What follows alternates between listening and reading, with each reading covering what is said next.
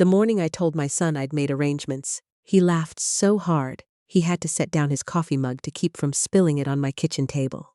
My kitchen table. Arrangements, Kyle repeated, wiping his eyes. Mom, where exactly would you go? His wife, Bryn, didn't even look up from her phone. She just made a small sound through her nose. The kind you make at a child who says she's going to run away and takes a lunchbox with her. I looked at the doorframe behind them. The one my husband had marked with pencil lines every August for 18 years. And I said, very quietly, "You'll understand by tomorrow morning." By 9 the next morning, 2 moving trucks were parked nose to tail on Vineville Avenue, and nobody in that house was laughing. Not one person. And I want you to know, that wasn't the ending. That was barely the middle. If you've ever given everything you had to the people you love and watched them start treating you like a fixture in your own home, stay with me. I'd like to hear your story too. Before we go on, if this kind of honest family story means something to you, take a second and hit like and subscribe if you'd like to sit with us again. And in the comments, tell me 2 things. Tell me what you would have done in my place. And tell me where you're watching from and what time it is there right now. I read every single one. I mean that. My name is Adeline Whitcomb. I'm 71 years old. I spent 35 years working nights in the emergency room at the medical center here in Macon, Georgia, which means I have held the hands of a great many strangers while they were the most frightened they'd ever been in their lives. I was good at it. I could look at a man's face and know, before the monitor knew, that we were losing him. What I could not do, apparently, was look at my own son's face and see what was already happening. My husband was Gilbert Whitcomb. Everybody called him Gil. He was a Finnish carpenter, which is a trade most people don't understand anymore. It means you're the last man in. The framers and the roofers and the plumbers make the bones of a house, and then Gil came in and made it worth living in. Stair rails, crown molding, cabinet doors that closed with a sound like a book being shut. We bought the house on Vineville Avenue in 1979 for $31,000, and every soul we knew told us we were fools. It was a 1912 4-square with a sagging porch and a possum living in the crawl space. Gil spent 26 years fixing it, not all at once. An hour here, a Saturday there. He rebuilt the banister 3 separate times because he kept deciding he could do better. He died on a Tuesday in October, 6 years ago, in the driveway, halfway between the truck and the front steps. Stroke, 68 years old. I was inside making sweet tea. I heard the toolbox hit the concrete before I heard anything else. I want to be honest about the years right after. I wasn't a widow with dignity.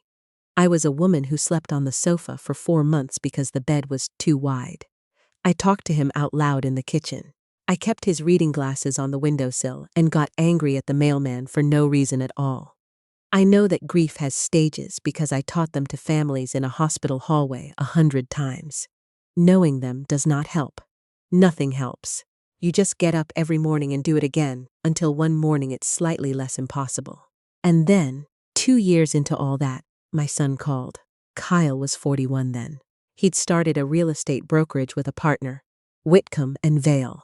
And for about 4 years, it was the greatest thing that ever happened. Right up until it wasn't. The partner left. The market turned. By the time Kyle called me, they'd let go of the office lease, and he and Bryn were 3 months behind on rent in a townhome in a subdivision out by the interstate. "Mom," he said, and I could hear him swallowing. My boy, 41 years old and swallowing like he was 9. "Would it be all right if we came and stayed with you? Just till we're back on our feet. 6 months, tops." I didn't even let him finish. What kind of mother makes her child ask twice? I spent 11 days getting the house ready. I hired a man to haul off the old sectional. I painted the upstairs bedroom a soft gray, because Bryn had said once, at a Thanksgiving, that she liked gray. I bought new sheets. I bought a coffee maker with a timer on it, because Kyle likes his coffee ready when his feet hit the floor. I moved my sewing things out of the back bedroom, so Emmett would have somewhere to put his chess set. Emmett is my grandson. He was 13 when they moved in, quiet in a way that made his parents nervous and made me feel understood. He doesn't lie. Not because he's a saint, because it doesn't occur to him. He'll tell you your casserole was dry. I remember standing in the driveway watching their U-Haul come up the street, and I remember thinking, with my whole chest, the house is going to be full again. I hadn't felt that in 2 years. I thought God had heard me, and here is the part I need you to understand. Because if you take nothing else from what I'm about to tell you, take this. Nobody wakes up one morning and decides to treat their mother like furniture. It doesn't happen in a day. It happens in 300 small permissions, and every single one of them is granted by the mother. The first 3 months really were lovely. I'm not going to pretend otherwise, because pretending would make Kyle a villain from the start. And he wasn't. He mowed the yard.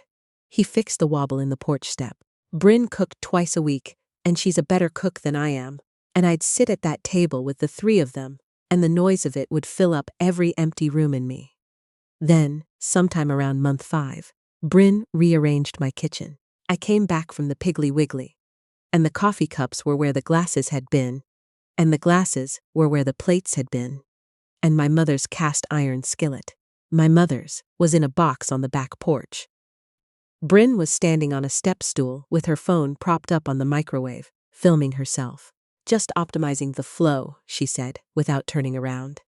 I stood there holding 2 bags of groceries. My arms hurt. I was 67, and I'd been standing at a checkout counter, and I could not, for the life of me, find where anyone had put the flour. I did say something.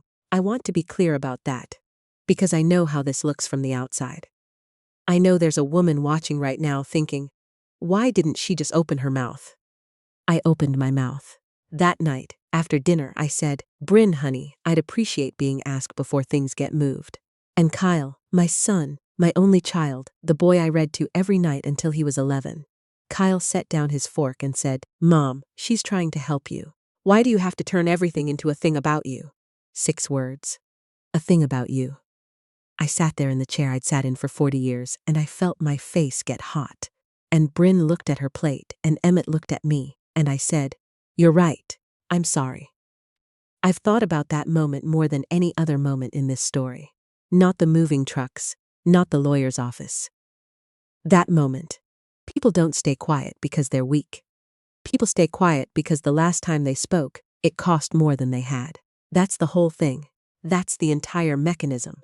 You speak once, and the price is that your son looks at you like you're a problem to be managed, and you decide. In about a second and a half, the way you'd decide anything in an emergency room, that you cannot afford to pay that price again. So you don't. And they learn that you won't. And the space you used to take up gets smaller and smaller. And then one day it's a chair in the corner and a bedroom at the end of the hall. I know now that loving someone and disappearing for them are not the same thing. But it took me 6 years and 2 moving trucks to find that out. So I'm not going to sit here and act superior about it. The chisels are how I kept count. Gil had a set of 12. Sheffield steel, wooden handles gone dark and glossy from 30 years of his palm. He kept them in a canvas roll, and when he was working he'd untie that roll and lay it out flat on the sawhorses like a surgeon's tray. He sharpened them on Sunday afternoons with the ball game on. That sound, steel on stone, slow and even, is the sound of my marriage. After he died, I put the roll on the shelf in his shop behind the house, and about once a week I'd go out there for no reason at all, and I'd untie it and count. 12, roll it up, go back inside. I know how that sounds, I don't care. In the spring of the 2nd year they lived with me, I untied the roll and counted 11. I asked Kyle. He said, Mom, they're just tools. Nobody's using them, which is not an answer, and we both knew it, and I let it go. By that fall there were 9, then 7. Now, I need to back up, because the chisels weren't the story. They were just the only thing I could count. The language changed first. That's how it always starts, and I'd wager money that half the people listening to this recognize exactly what I'm about to describe. The first year, Bryn told people, we're staying at Kyle's mom's place. The 2nd year it became, we're over on Vineville. By the 3rd year, standing in the front you're talking to a man from the power company, I heard her say, we've done a lot of work on this house. I brought it up. Gently. That was always my mistake. I brought everything up gently. The way you'd approach a dog you didn't know. And she blinked at me and said, Adeline, are you seriously keeping score? Bryn ran an account online. Decorating, thrifting, before and afters. 140,000 people followed her. She was very good at it. I'm not being sarcastic. She was. She had an eye. And slowly, my house became her set. She stripped the paint off Gil's mantle and stained it walnut. She took down the yellow curtains I'd sewn in 1988 and put up something the color of oatmeal. She replaced the porch light. I watched one of her videos once, on Emmett's iPad. She was standing in my dining room, with the light coming in the way it does in the afternoon, and she said, to 140,000 strangers, this house has been in the family for generations, and honestly, it deserved better. It deserved better. At my 70th birthday, 31 people came. Bryn organized it, and she did a beautiful job, and I have photographs of it that I cannot look at. Because for 2 hours and 40 minutes, in a house I bought with a man I buried, I stood next to a table and handed out plates. 3 different people asked me how long I'd been staying with Kyle and Bryn. One of them, a woman from Bryn's church, patted my arm and said, "It's so wonderful that they took you in." I said, "Thank you." That's what I said. I said, "Thank you." And I went into the kitchen, and I put my hands flat on the counter, and I looked out the window at Gil's shop, and I breathed for a minute. Emmett came in. He was 15 by then, all elbows. He got a Coke out of the refrigerator and stood there with the door open. And without looking at me, he said, "You don't sit down in your own house." I said, "What?" "You never sit down. I've been watching. When they're in a room, you stand." Then he closed the refrigerator and went outside. I did not sleep that night. I lay in the bed that was too wide, and I ran the last 6 years the way you'd run a chart, looking for the moment the patient turned. And I understood something that made me physically ill. I had trained them. I taught my son that my needs were negotiable, and he believed me, because I was very persuasive, because I never stopped teaching it, not once, not for 6 years. The next Tuesday, I overheard them in the study. I wasn't spying. I want that understood. I was carrying a basket of towels up the stairs, and the door was open 4 inches, and Bryn was reading numbers off a brochure. $5,400 a month for the memory care wing, but she doesn't need memory care, so it's more like 38. Kyle said, "She wouldn't go." "She might if it came from Dr. Yates." "Yeah." A pause, and then my son said, "The equity's the whole thing, if we can get her name off the deed before." I don't know what came after before, because the towels went out of my arms and hit the stairs. I told them I'd tripped. Here's what nobody tells you about a moment like that. You don't cry. You don't scream. Your training takes over. 35 years of walking into a room where a man is dying and keeping your voice at exactly the same pitch. That doesn't leave you. It just waits. I said, I'm fine. Don't get up." I picked up the towels. I put them in the linen closet, folded, seams facing back, the way I've done it since 1974. Then I went and sat in my car in my own driveway for 40 minutes. The brochure showed up on the kitchen table 3 days later. Sunbridge Manor. A photograph of a woman about my age laughing at a jigsaw puzzle. Kyle slid it across to me with 2 fingers and said, "Just look at it. That's all I'm asking." And 2 weeks after that came the paper. He'd printed it out. He was very casual about it, and I have to hand it to him, he'd rehearsed. "It's an estate planning thing," he said. "Puts my name on the title alongside yours. It's so that when, so we don't have to go through probate. It's just paperwork, Mom. Everybody does it." He had a pen in his shirt pocket. He'd brought a pen. And I said, "Let me read it this weekend." He said, "It's really not complicated." I said, "Then it won't take me long." He looked at me for about 2 seconds too long, and something passed behind his face that I had never seen there before. And then he smiled and said, "Sure, Mom." That was on a Thursday. On Sunday, Emmett came into the kitchen while I was shelling peas, and he set his phone down in front of me, face up.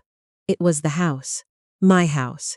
Photographed from the sidewalk with the azaleas in bloom, which meant the picture was at least a month old. Across the top of it, in red letters, "Coming soon." I looked at that screen for a long time. Emmett didn't say anything. He just stood there with his hands in his pockets and let me look.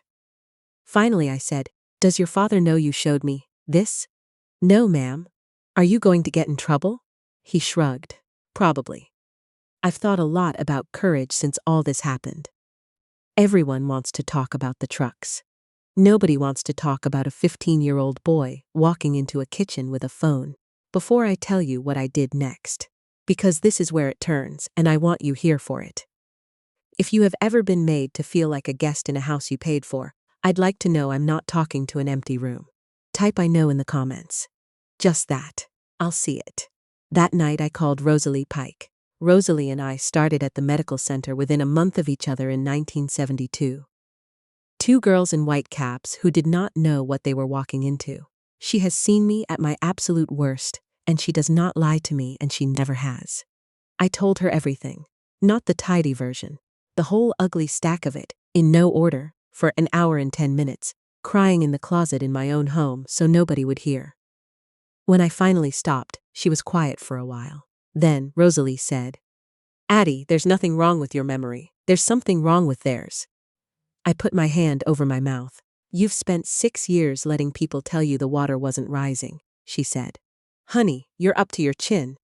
Then she said, "Call Harriet." Harriet Sable had drawn up Gil's papers back in 2016, a couple of years before he died, and I confess I hadn't thought about her in a long while. Sable and Odom, on Mulberry Street, 2nd floor, an office that smells like paper and lemon oil. Harriet is a small, precise woman who wears her reading glasses on a beaded chain, and when I sat down across from her and said what I'd come to say, she did not look surprised. Not even a little. She took a folder out of a drawer. She'd already had it out. "Adeline," she said, "I have wondered, for about 4 years, when you were going to walk through that door. Here's what I didn't know about my own life. In the fall of 2016, without telling me, because I would have fussed, and he knew I'd fuss, Gil came to this office and moved our house into a revocable living trust, the Whitcomb Family Trust. He was the grantor. I was the sole trustee and the sole lifetime beneficiary, which means that when Gil died, the house did not pass to me through his will, because it was never in his estate at all. It was already held in trust, and I was already the only living hand on it. There was nothing to probate. There was nothing to contest.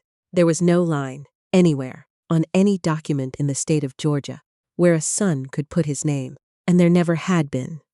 That paper Kyle wanted me to sign wouldn't have done a thing. He didn't know. He'd assumed, the way he'd assumed everything about me for 6 years, that whatever I had, I'd gotten by default, and that whatever I'd gotten by default could be undone by paperwork and a pen from his shirt pocket. Harriet slid a sealed envelope across the desk. My name on the front, in Gil's handwriting, in Carpenter's pencil. He never used anything else. That blunt gray line. She said, "He left instructions that I give you this, if you ever came in asking about the deed." I want to be careful here, because I've watched Gil's handwriting on that envelope more times than I've watched anything else in my life, and I don't want to make it small by explaining it. Inside was 1 page. Front only. He wrote that he'd noticed something in Kyle he didn't have a name for. That we'd bailed the boy out of one thing after another. A truck, a business loan, a bad year, and every time, Kyle came back a little more certain that a rescue was owed to him. Gil wrote that he'd started to think that the two of us, out of love, had built a man who could not stand on his own, and that we'd done it the same way you rot a porch post, by keeping it wet with kindness and never letting it dry out. Then he wrote the sentence I have taped inside my kitchen cabinet. "Addie, help him when help makes him bigger. Don't help him when help makes him smaller. And don't you ever let anybody tell you what your own name is worth." I sat in that lemon oil office and I cried until Harriet had to hand me the box of tissues she keeps for exactly this. And then I dried my face and I asked her a question in a voice I recognized. It was my ER voice. Flat. Even. Working. I said, "Harriet, what are my options, and how fast?" Georgia law is not complicated on this point. Kyle and Bryn had lived in my house for 6 years without a lease and without paying rent. That makes them tenants at will. And to end a tenancy at will in this state, the landlord must give 60 days written notice. 60 days, not 60 years. We spent 4 weeks on it, Harriet and I paid her out of a life insurance payout Gil left me that I had never touched a dollar of, $90,000, sitting in an account since 2019. While my son told his cousins I couldn't manage my own affairs. We amended the trust. I remained trustee and lifetime beneficiary. I keep the house until I die and nobody on this earth can move me out of it. But the remainder, what happens after, no longer went to Kyle. It goes to a hardship fund at the medical center for retired nurses, a thing Rosalie and I had talked about for 20 years, the way people talk about trips they'll never take. I set up a separate custodial account for Emmett, enough for the first 2 years of school anywhere in the state of Georgia. Kyle is not a signer on it. He is not named in it. He will find out about it in this recording if he listens, which he might. And then, I did the thing that Kyle had been doing to me. In silence, for 6 years. I made arrangements. I just didn't tell anybody. I scheduled 2 trucks and a 5-man crew for a Saturday morning. I paid a deposit. I rented a climate-controlled storage unit on Riverside Drive, 12 by 24. I filled out the notice, and Harriet's office had it served the legal way. And I put my copy in the drawer with the takeout menus. And every night for 11 days I went to sleep in a house full of people who thought they knew exactly who I was. I want to tell you something honest about that week, because I've heard people describe revenge, and this was not that. It was quiet. It was almost unbearably tender. I found myself looking at Kyle across the breakfast table, at the cowlick he's had since he was 4, at the way he holds a coffee cup with both hands the way his father did, and grieving him. Not hating him. Grieving him, like he was already a photograph. Friday night at dinner, Bryn said something about repainting the shop out back. And Kyle said, "Yeah, we'll get to it." And I said, "That sounds nice," and passed the green beans. That's the whole moment. Nobody's voice went up. That's what it looks like, from the outside, when a woman finally stops disappearing. Saturday morning I got up at 5:40. The house was dark. I made coffee, and I sat at that table by myself, the way I have sat at it in an empty house for 6 years, except that this time the emptiness was mine on purpose. At 7:50, air brakes hissed on Vineville Avenue. Kyle came down the stairs in a t-shirt with his hair flat on one side. He looked out the front window and he laughed. He actually laughed. He said, "Somebody's moving. Bet it's the Alsops." Marguerite Alsop was already on her porch across the street with her coffee. And she was not looking at her own house. The crew chief knocked on my front door and I opened it and he said, "Mrs. Whitcomb?" And I said, "Yes, sir. Come in. It's all on the 2nd floor and in the garage. The boxes with green tape stay." I had 2 nights putting green tape on things.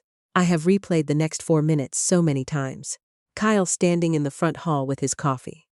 Bryn coming down in her robe. Emmett appearing at the top of the stairs, fully dressed, shoes on, which told me he'd known and had gotten ready anyway. Kyle said, "Mom, what is this?" I said, "It's Saturday." 2 of the men came down with the mattress from the gray bedroom. Bryn made a sound like she'd been slapped.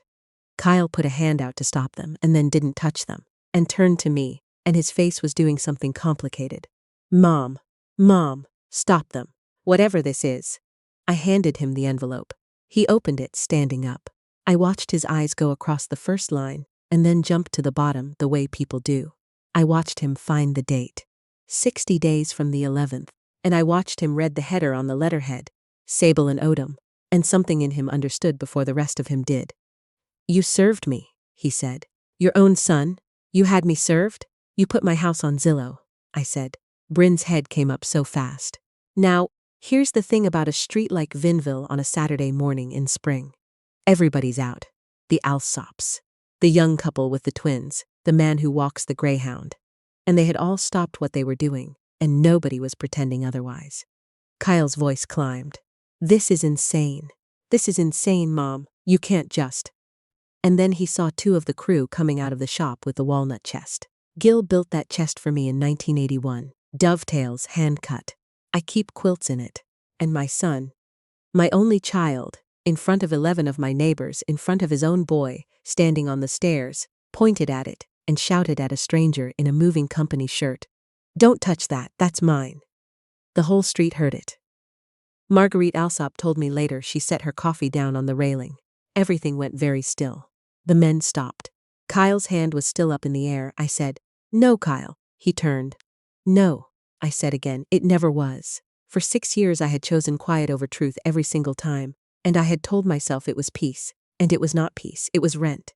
I'd been paying rent in my own house.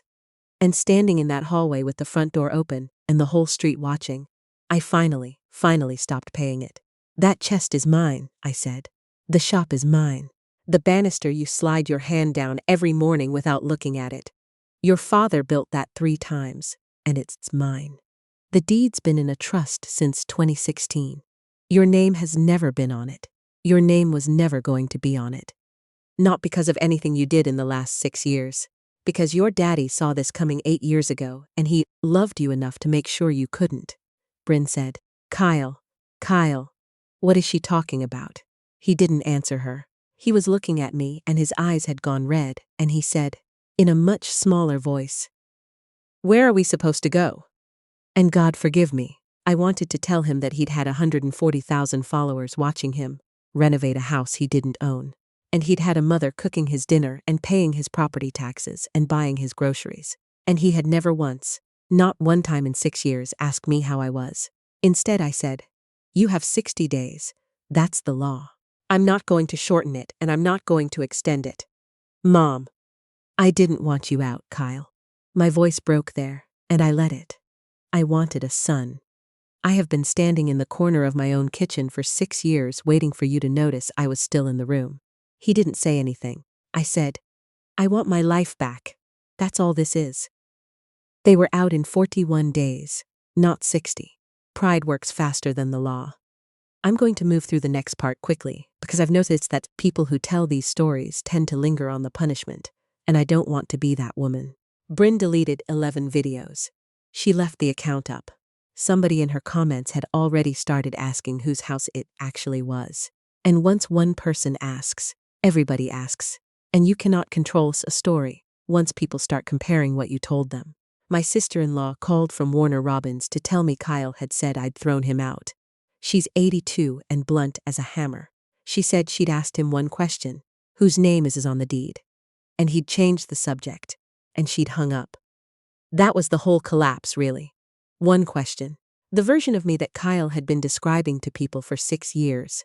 The confused old mother. The burden, the woman who couldn't be left alone, that version could not survive a woman who arranged an interstate moving crew, a trust amendment, and a legal notice without anybody noticing. Both things couldn't be true. Bryn called first about 3 weeks after. She cried. She said she never meant to imply anything about the house. She said, I don't know how it got like that. I said, I do. An inch at a time I let it. Kyle didn't call for 4 months. When he did, it was a Sunday afternoon in September, and I was sitting on the front porch with a glass of tea, and Emmett was in the yard doing something with his bicycle chain. Kyle's number came up, and I let it ring 3 times, and then I answered. He said, I'm not calling to ask for anything. I said, all right. There was a long silence, and then he said the thing I will carry for the rest of my life. Mom, I think I stopped seeing you. Like, you know how you don't see the porch light? It's on every night. You'd only notice if it went out. I didn't say anything. I couldn't. I noticed, he said. It went out. We talked for 2 hours. It was not a beautiful conversation. He said things about resentment that I did not enjoy hearing. And I said things about the years we'd spent hauling him out of holes he'd dug. And neither of us was entirely fair, and both of us were mostly right. Near the end, he asked me if I could forgive him. Here's what I've learned about that word at 71. People think forgiveness and trust are the same animal. They are not even the same species. Forgiveness is something I can do by myself in a kitchen on a Tuesday for free. Trust is something he has to build, board by board, and I don't get to build it for him, and he doesn't get to skip to the end. So I told him the truth.